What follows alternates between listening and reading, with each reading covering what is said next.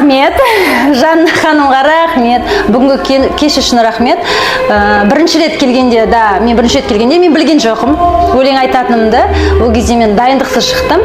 Ал бүгін екінші рет келгенде мен дайындықпен келдім. Өлеңімді. Өйткені мен сол күні, бірінші күні келгенде айттым, мен 2 өлең дайындап келем дедім. Мен өзім мақсатыма жеттім. 2 өлең дайындадым, бір орысша, бір қазақша. Ол мен үшін бір үлкен белес, потому что мен өлең айтпайтын қызбын. Не поющая девушка, я просто такая работаю в госслужбе уже 15 лет и вообще музыкально не творческая человек, но Жанна ханым арқасы, империя звездың арқасында я өлең айтып, вокалға жазылып, Еркебұлан мырзаға наставничество получаю, Жанна ханым наставничество алдым, обучаю сейчас. Вообще екі күнні салыстыратын болсам, бүгінгі күн ұнады маған.